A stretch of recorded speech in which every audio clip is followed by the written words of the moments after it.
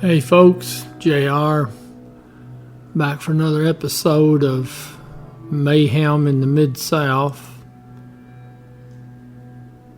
This is going to be episode 6, Serving Death.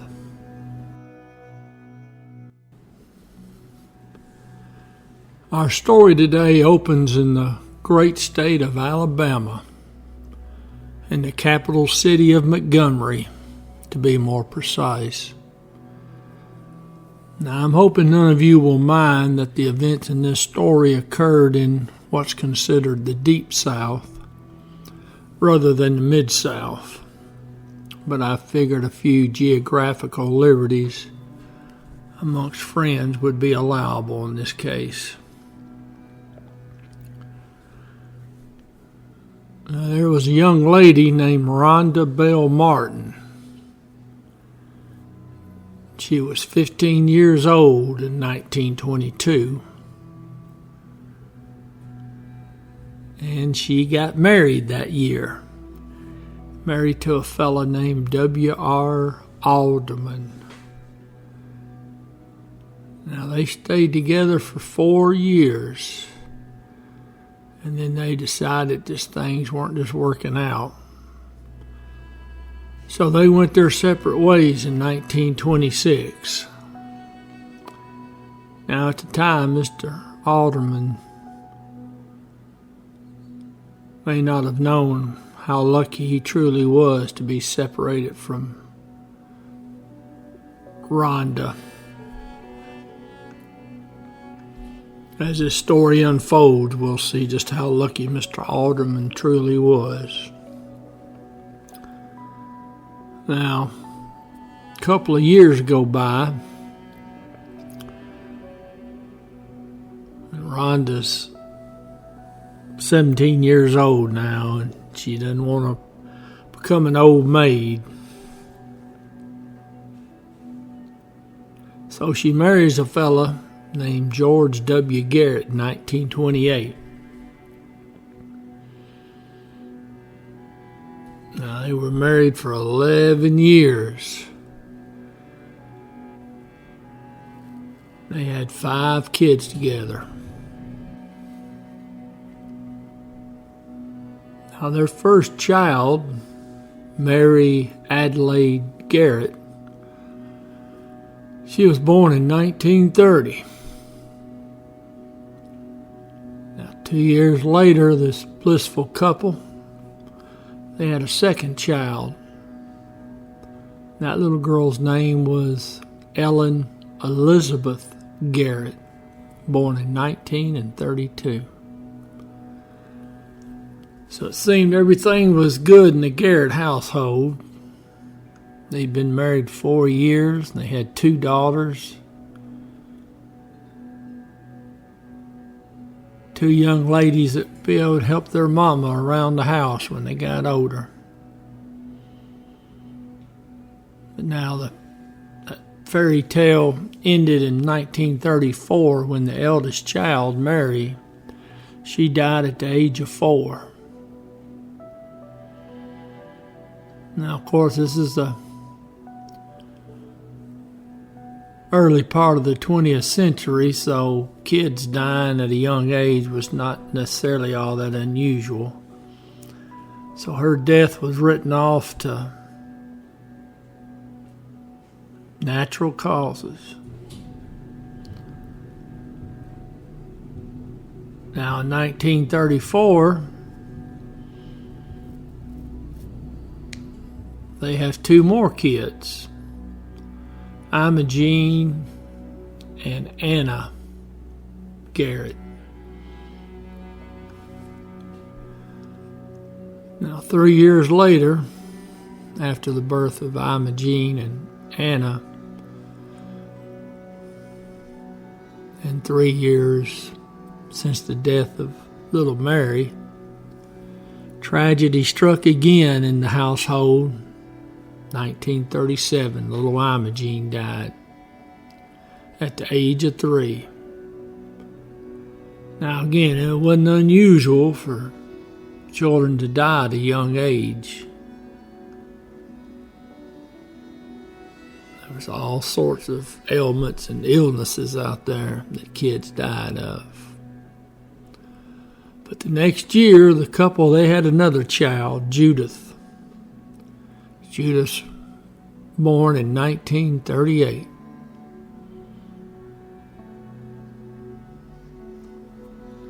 But just a year later, poor Rhonda suffered another loss as her beloved husband, George W. Garrett, he dies in 1939.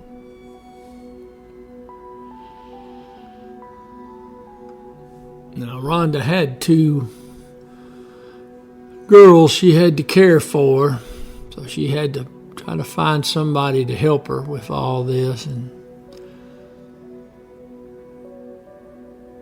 so, the same year that poor old George died, she marries a Talmadge John Gibson in 1939. Now, that marriage didn't go over too well, and they parted company that same year. And Talmadge, just like old W.R., the first husband, he just didn't realize what a lucky man he was, that he was able to walk away from that marriage. So poor Rhonda,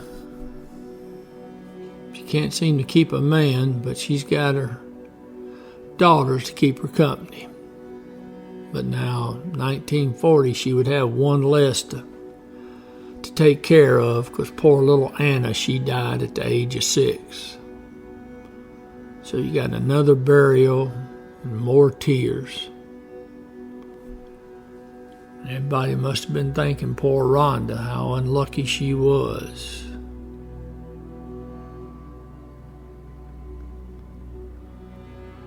And again, there was no mention of any foul play or any suspicions.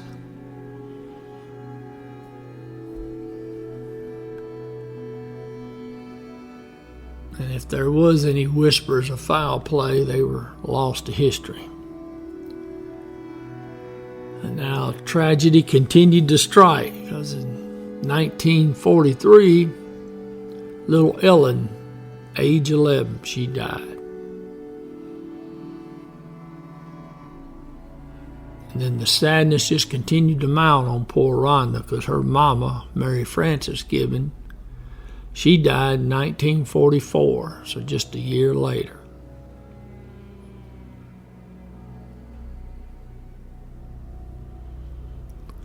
And then 5 years went by, and it seemed like maybe Rhonda had turned the corner on evil and bad luck. But it came to a screeching halt when little Judith, her oldest and last remaining child, died at the age of 11 in 1949.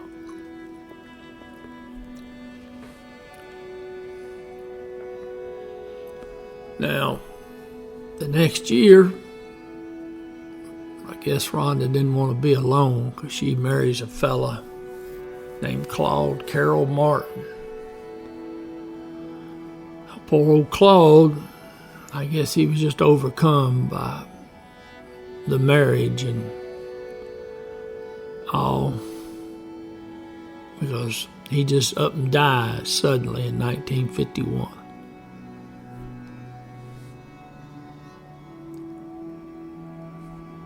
Now, that same year, she's just buried old Claude. Well, she decides she's going to marry Ronald Martin. Now, Ronald Martin is Claude's son by another marriage. So, Rhonda has married her stepson. Now, they stayed together for 5 years. But in 1956, now Ronald, he gets really bad sick and becomes paralyzed from the waist down. Well, Ronald gets to telling what he knows at the hospital, so the police get involved then. And the police began looking at the activities of Rhonda. So they start out investigating the illness here that befell poor old Ronald, and then they get to looking back at the rest of the family. Now, she's arrested in March of 1956 for the attempted murder of Ronald. Now, while the police got her in custody, she confesses. She confessed to poisoning Ronald. She confessed to poisoning and killing the previous husband, Claude Martin, Ronald's daddy. And she confessed to poisoning her second husband, George Garrett, in 1939. Now, she didn't stop there.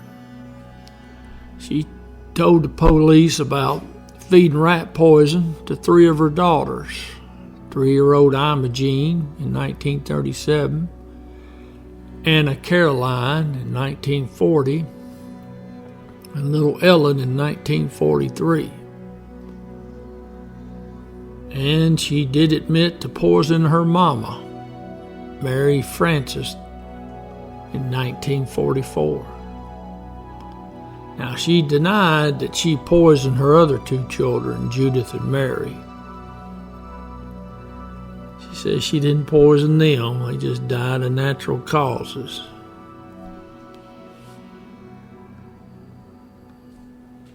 Now, the police and prosecutor's office says she did it for the insurance money. Now, from the source material I've looked at, some of them are dubious of this claim. They're saying the insurance money involved was barely enough to bury the victims.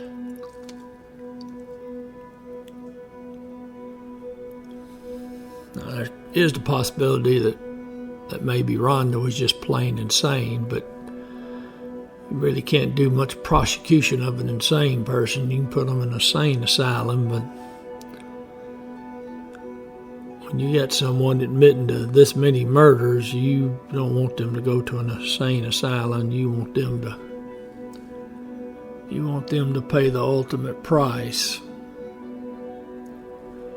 But now I'm going to tell you folks, I don't know how else you'd explain a woman that would murder most, if not all, her children, murder her mother, 2 of her husbands, and attempted to murder a 3rd.